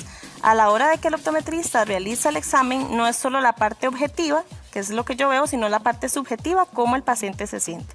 Entonces se prueban los lentes, incluso se pone una montura de pruebas para que el paciente camine, indique cómo se siente, si lo tolera, si no lo tolera. A veces no se puede enviar todo el aumento que el paciente necesita porque no lo tolera. Y necesitamos, aparte de corregir, que también el paciente se sienta bien. En algunas ocasiones se manda la prescripción dividida. Entonces, más cuando el paciente viene iniciando el uso de lentes, si tiene mucho aumento, entonces se manda una parte, se parcializa lo que decimos y luego se corrige la otra parte, más o menos en 6 meses después. También cuando estamos utilizando lentes por primera vez, nos pasan ciertas cosas como mareos, como que hasta vemos un hueco donde vamos caminando y hasta seguimos viendo borroso. ¿Cuál es la recomendación? Ok, después de los 8 días de uso consecutivo del lente, normalmente en los primeros usos ya no debería de existir esos síntomas. ¿Y qué pasa si continúan los síntomas? Usted debería consultar para ir al optometrista otra vez y ver qué fue lo que pasó, que no está tolerando, tal vez usted, como le digo, la graduación completa. ¿Es recomendable que uno visite al mismo especialista siempre? Correcto. Como todo, siempre es importante mantener un optometrista de cabecera ya, o médico general, lo que usted guste, siempre es importante mantenerlo de cabecera. ¿Ok? Si usted visitó al optometrista este año, trate de visitar al mismo el siguiente año, porque él ya sabe su historia clínica. Nosotros consultamos por la edad del paciente, a qué se dedica, todos esos detalles de la historia clínica son muy importantes para saber qué es la recomendación ideal para cada persona. Ay, Sheila, muchísimas gracias por tus recomendaciones. Y nos vamos en este momento para la cocina, porque yo a ustedes les voy a hacer la boca agua con una sopa de tomate que no les puedo explicar lo deliciosa que está y huele increíble. La cocina de hoy es de los productos Unilever.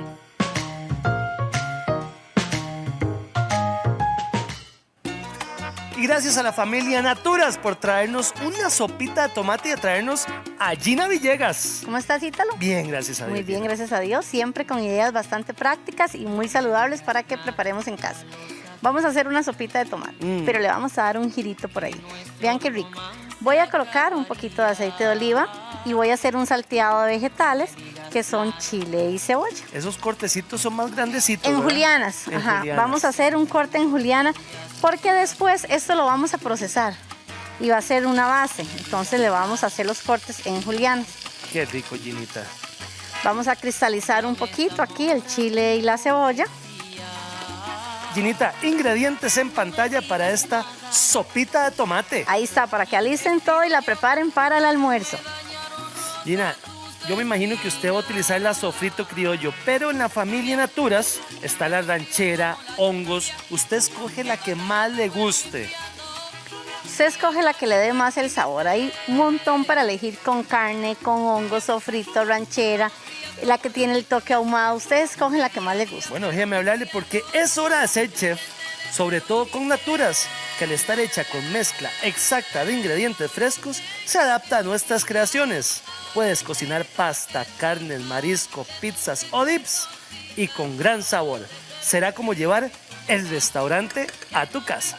Ítalo, yo le voy a colocar un poquito de ajo en polvo y también voy a venir a incorporar el ingrediente, por supuesto. Imagínese usted. El sofrito criollo. Y vamos a hacer un salteado. Ginita, es que es totalmente natural, ahí sí que no hay Vean tortilla. aquí cómo se notan, Ítalo, los trocitos de tomate y los trocitos de los vegetales. Sí. Yo voy a colocar el sofrito acá y vamos a hacer un salteadito rápido. Uy, qué rico, Ginita. Esta va a ser la base de nuestra sopa. Entonces, aquí esto es lo que vamos a utilizar primero para la sopa. Este sofrito que nosotros tenemos acá ya con los vegetales, cristalizamos un poquito y ustedes en casa lo van a dejar enfriar un poquito. Yo aquí lo voy a procesar de una vez, pero ustedes en casa lo pueden dejar un poquito más para que lo enfríen para procesarlo. Bueno, y usted puede agregar tocineta en el salteado a los vegetales para darles como ese toque ahumado, ¿verdad? Claro, podemos hacer muchas variantes, otro tipo de vegetal, un poquito de zanahoria, un poquito de elotitos y todo podemos agregarle aquí a la hora de la preparación. Qué rico, Yo esto lo voy a colocar en la licuadora y lo voy a procesar. Ese va a ser el fondo de ese. Esta va a ser la base de nuestra sopita. Qué rico. Vamos a tener cuidado cuando esto esté muy caliente a la hora de procesarlo. Cuidado le salta. Tenemos que tener un poquito de cuidado a la hora de procesarlo Vamos a venir a la licuadora. Ese es de a poquito, ¿verdad? Ahí va uno como de a poquito, Gina, ve. Y es que con la natura sofrito criollo le da ese sabor tico, ¿verdad? Y que podemos variar tanto, Ítalo, y a veces les da como perecilla lo que son todo este tipo de sopas. Y vean qué fácil que es, Sí. que la podemos hacer. Si vienen cansadillos de trabajar, en un momentito hacen un sofrito y listo. Gina, le está dando como toquecito, nada más. Sí, ¿verdad? porque vean que está muy caliente. Sí. Entonces, si yo agarro de una vez y coloco, puede ser que, si no agarramos, si está muy caliente, tapamos con un trapito húmedo de la tapa y eso nos va a ayudar. Mucho cuidado. Esto nuevamente me lo voy a llevar a la ollita. Uy, qué rico, Ginita. Y qué fácil, qué Y vea práctico. qué fácil. Toda la cremosidad que ya tenemos acá. Ginita, dato curioso. ¿Sabías que las bases de las sopas de tomate son una alternativa de las preferidas para agregar en la proteína con su elección? O sea, usted le pone pollito, carne, lo que usted guste. Lo que usted guste. Vamos a colocar acá azúcar moreno, Azuquita. caldito de pollo Ah, ese es el secretillo también, Gina. y una crema de leche. Uy, qué rico, qué montón de sabor, Ginita. Ya aquí vamos a complementar todo el sabor.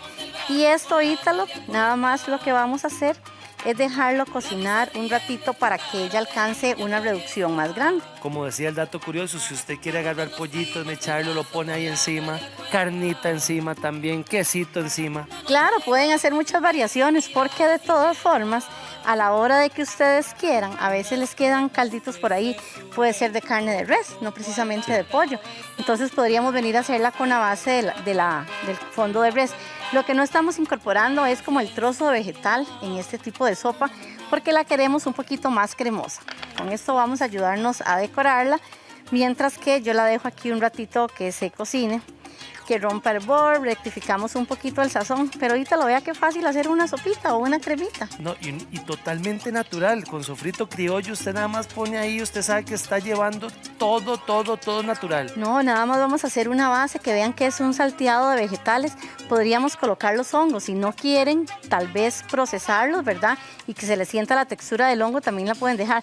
Lo que pasa es que el sabor en sí del proceso es buenísimo cuando hacemos el salteado. Podríamos colocarle brócoli para hacer una base de brócoli. Y si le gusta el picocito, puede ponerle... La ranchera. La ranchera, por supuesto. La de hongos, que acaba de hablar usted de los honguitos. Hay unas también de las pequeñitas que vienen, la mexicana, que son Sí. las salsitas pequeñas. De esas hay sabores también muy ricos y ahumados que pueden variar, entonces le damos un toque diferente. Lo importante es tener la base del salteado de los vegetales. Ginita, ahora que le está dando vuelta y vuelta, ¿cómo está ese fuego? Está alto, yo aquí lo tengo alto, ustedes en la casa lo pueden usar a una temperatura media porque no necesitan que rompa el hervor tan rápido. ¿Qué es lo que yo busco? Nada más que me haga los volcancitos acá para ya tener una reducción y ella se va a espesar. Y luego la vamos a venir a enriquecer con un poquito de quesito, unos pancitos y un poquito de culantro al final a la hora de servirlo. Ítalo, y si la dejamos cocinar un ratito más, hasta la podemos servir en una bollita de pan. ¿Te imaginas qué Uy, rico? qué rico. Cocinamos en casa un platillo tan rico y no tuvimos que ir a un restaurante tampoco. O se va a la pagar. panadería y lo pone el pancito en un Lo bol pone el ahí. pancito en un bol para que lo puedan ustedes igual preparar. Voy a ir trayendo mi platito porque ya casi lo voy a montar. Bueno, Ustedes sí, Ginita, le van a dar un tiempito más ahí en la cocción. Déjeme hablarle que en casa se cocina mejor. ¿Sabías que Natura está hecha de ingredientes 100% naturales y sin preservantes? Si no lo sabías, déjame contarte que todos sus ingredientes son cuidadosamente seleccionados para llevar a tu cocina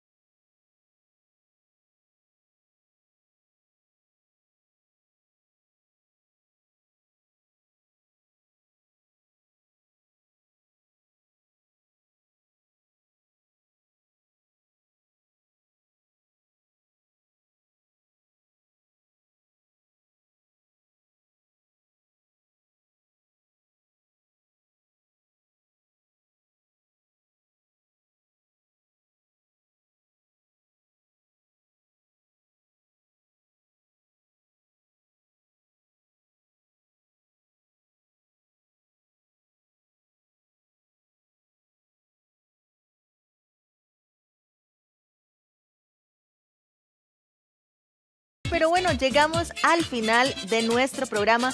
Muchísimas gracias por acompañarnos en su programa y su casa, Giros. Recuerden que mañana tenemos una cita a las 8 de la mañana para tener toda la información una vez más. Se les quiere, bendiciones y que estén muy bien.